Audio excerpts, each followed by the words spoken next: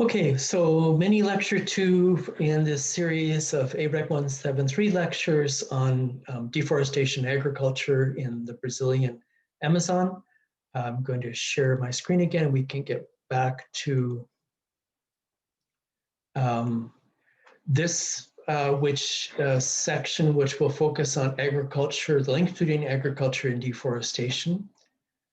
This is a study, shows the results of a study by Hansen et al. In 2019 for the World Resources Institute in their estimate of the causes of deforestation in the Amazon, kind of parsing it out into these major categories. So part is pasture, which is used for grazing primarily cattle, plantation, agriculture, field crops, fire, logging, and small-scale agriculture. So you can see small-scale agriculture coming in as number 2, pasture number 1, fire number 3. So most of this then is driven by agriculture and land use changes, agriculture shifting from kind of forest uses into pasture uses, small-scale agriculture and crops. And we'll see what the types of crops are. So that was for the period 2001 to 2013. One of the key crops has been soybeans, both in the Amazon, but also in the non-forested parts of the Amazon and other parts of Brazil. Brazil went from a relatively small player on the international market for producing and exporting soybeans. You can see Brazil in the green there at a level maybe about 1/3 as high as the United States in 1980. Increase of that to the 90s, further increase to the 2010s, and then a more rapid rate of increase since 2010 to today, where Brazil is by far the largest producer of soybeans in the world. So those are primarily used in the cattle feed industry. The main competitor is between Brazil and the United States. You can see a lot of commentary coming out of the United States about its competition with Brazil in the world soybean market. The other driver we saw was pasture being a main source, according to that World Resources Institute study by Hansen et al. Where are they selling? They're producing much more beef than they used to, and selling it to China, Hong Kong, China, and primarily other Asian countries, and then the Netherlands being a relatively small importer of beef from Brazil. And here's the total level of exports. So that will show the composition of the exports in current numbers, and this shows the very large increase in beef exports from Brazil from the soybeans we showed from 1980. This shows from 1997. 1997 being less than 200,000 tons exported, and by the year 2007 by 1.6 million tons, and then now we're at similar levels. So there's been some up and downs in beef exports, while soybeans have really continued and are rising even faster. So much of the beef industry growth in Brazil then has been kind of maintaining this part of the global beef export industry, but also growing demand for beef within Brazil. This shows Brazil relative to other major exporters of beef, including Canada.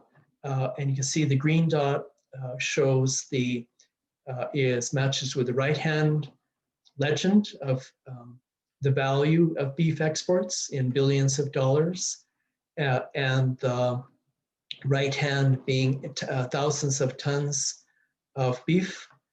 So you can see Brazil being the largest in terms of volume. All 3 years are shown here in 2017, 18, 19. We can see the steep rise in quantity of beef exported from Brazil, say compared to India, which has had a reduction over that same period.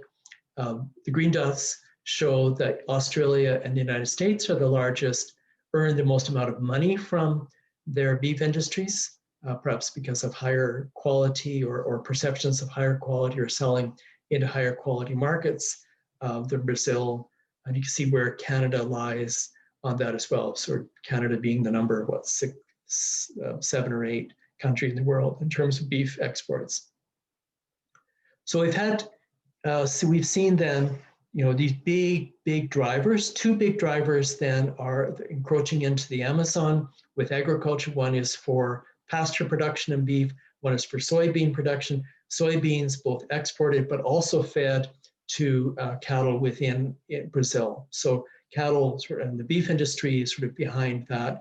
And then the soybeans, which are exported, are primarily exported into markets where they then are fed to beef and other types of livestock. So the global meat trade then sort of driving these big changes.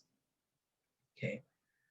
So get back and make a connection then to the previous lecture. So what do we do about this, right?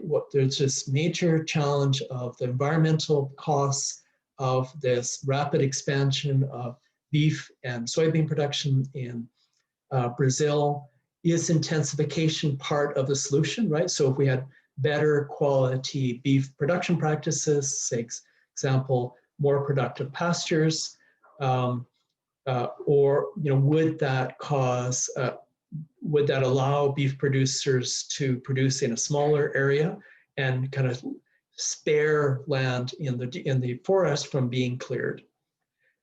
This study published in 2018 in the Journal of Environmental Economics and Management looked at that for the case of Rondônia, which is in the far west of the Amazon basin near Peru. They looked at both beef and dairy production. They looked at the work that being done by Embrapa, the Brazilian Department of Agricultural Research, to encourage intensification of both beef and cattle production with better feeding practices. And they're justifying their emphasis on this was the Borlaug hypothesis was that you would get a land sparing effect. But as we saw, there might be a rebound effect. Because if we made pastures more productive, would pasture technology replace other types of technology, for example, labor or capital as an input, and therefore use more land? Or also would beef producers sense more greater opportunity for profit and expand their production of beef by expanding area, and that expanding area have the knock-on effect of reducing the forest? They had 2 findings relative to beef production. The first one relative to beef production is that it's kind of a 2-step process.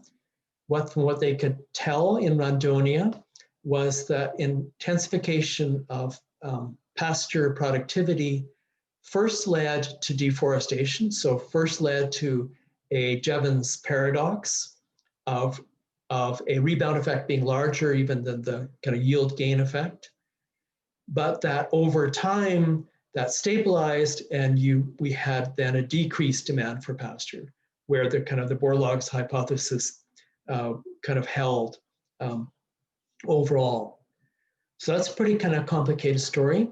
The story for milk production is a little bit simpler, and that is there was a finding that intensification of milk production on smaller areas of land, greater productivity of that land led to reduced demand for pasture. So there the Borlaug effect did held. So therefore, they concluded in this paper that it's important to not expect intensification to solve the main problem of expansion of agriculture, especially beef and dairy agriculture in this area, but it should be connected with limits on the amount of land that are put into production.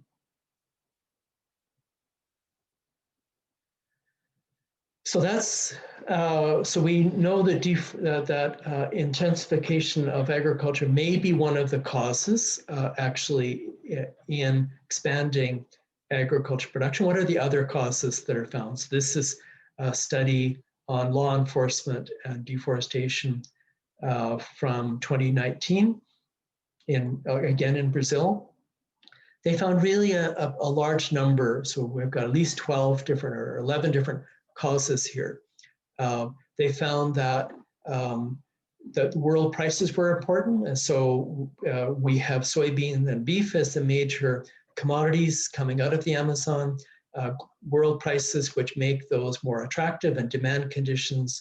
For example, if there was a reduction in sourcing of soybeans or beef from the United States, then there's a shift to places like Brazil. So those things do cause deforestation.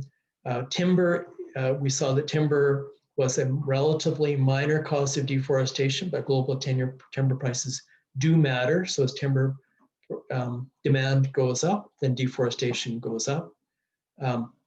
There's a demand for agricultural commodities within Brazil is also important. That has large effects. It also is, this is where we have this kind of knock-on effect. So sugarcane is produced in southern Brazil, not really within the Amazon. But as we have conditions that anything which causes a rise in the demand for sugarcane causes an increase in the area of sugarcane in the south and pushes things like soybean production and cattle production further toward the Amazon. So we call this sort of a knock-on effect. And one of the things that causes sugarcane demand to increase is its use as a biofuel in production of ethanol. Brazil has been the country which has had most success in replacing fossil fuels with ethanol in its petrol-driven cars and other energy in other uses. So this is important. So second set of factors are local economic factors. These things vary across the Amazon. Things like distance to road or the quality of roads varies a lot. And regional differences in type of agriculture, with large scale agriculture being a more aggressive in deforestation, and small scale agriculture less aggressive and also less responsive to the market conditions. There are institutional differences that vary between states and local governments. So Brazil's a big country, a federated country. State governments play a big role, and there is quite a bit of variation between state and local governments in the level of corruption, the level of organized crime, and the level of violence that is used. So there is an extent to which Brazil has a quite significant security problem still. Then there are things related more to policy, including the creation and enforcement of protected areas, and especially in the Amazon, creation and enforcement of indigenous areas, indigenous extractive reserves, and then a set of policies that affect forest, land, and environmental law. So this stacks up to kind of a big set of factors, and it's hard to pinpoint just one. So I'm going to stop there and then come back and talk about, well, what are some of the things that could be done when we have these big forces and these multiple sources of deforestation. So I'm going to stop sharing my screen and turn off the recording.